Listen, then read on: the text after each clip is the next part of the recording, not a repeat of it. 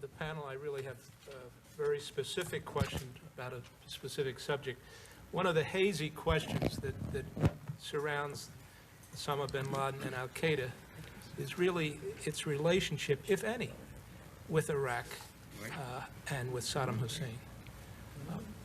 We've often heard that Osama bin Laden would not have been a natural ally for religious reasons for the composition and nature of Saddam Hussein's regime. And our staff report, as you just heard, basically says there's no credible evidence of any cooperation between the two. However, there seems to be some indicia that there may have been, and Mr. Fitzgerald, I'm delighted you're here because of this. The first question really I wanted to ask specifically to you,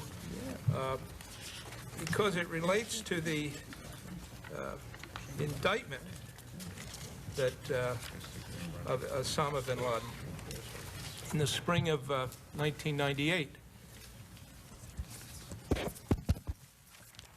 Can you hear me? Yes. Okay. This is before the U.S. Embassy bombings in East Africa, and the administration indicted Osama bin Laden. And the indictment, which was unsealed a few months later, well, let me read the indictment. The part of it says, excuse me? I don't know. Just talk right in the speaker. Is that better? I'm sorry. The indictment reads, al-Qaeda reached an understanding with the government of Iraq that al-Qaeda would not work against that government and that on particular projects, specifically including weapons development, al-Qaeda would work cooperatively with the government of Iraq. So my question to you is, what evidence was that indictment based upon, and what was this understanding that's referenced in that? And the question of the relationship between Iraq and al-Qaeda is an interesting one. I don't have information post-2001 when I got involved in a trial, and I don't have information post-September 11th. I can tell you what led to that inclusion in that sealed indictment in May, and then when we superseded, which meant we brought in the charges in the fall, we dropped that language. We understood there was a very, very intimate relationship between al-Qaeda and the Sudan. They worked hand in hand. We understood there was a working relationship with Iran and Hezbollah, and they shared training. We also understood that there had been antipathy between al-Qaeda and Saddam Hussein because Saddam Hussein was not viewed as being religious. We did understand from people, including al-Fadl, and my recollection is that he would have described this most likely in public at the trial that we had, but I can't tell you that for sure.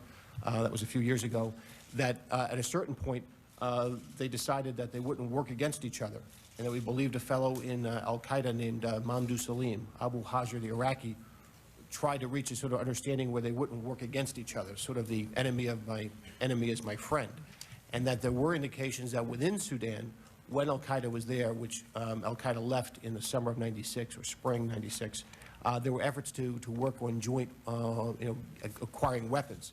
Clearly, al-Qaeda worked with the Sudan in getting those weapons and the National Defense Force there and the intelligence service.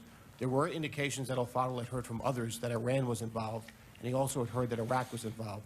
The clearest account from al-Fadl as a Sudanese was that he dealt directly with the Sudanese intelligence service, so he had firsthand knowledge of that.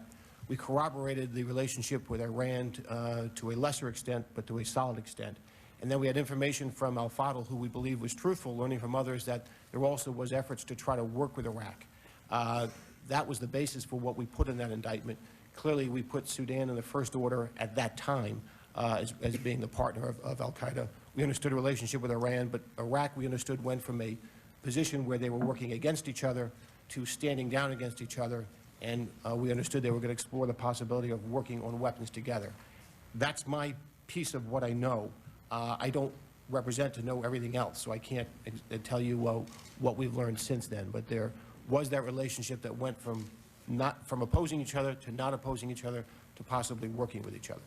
Okay, thank you. That's very helpful. Not unrelated, later in 1999, the Congressional Research Service published a report on the psychology of terrorism. I don't know if any of you are familiar with that report, but it's a 178-page document. But there was a passage about possible al-Qaeda attack on Washington, D.C. and it said that, quote, could take several forms, and it had various scenarios. One of the scenarios is rather chilling because of this, and I'm quoting again, suicide bombers belonging to al-Qaeda's Martyrdom Battalion could crash land an aircraft packed with high explosives into the Pentagon, the headquarters of CIA, or the White House. End of the quote.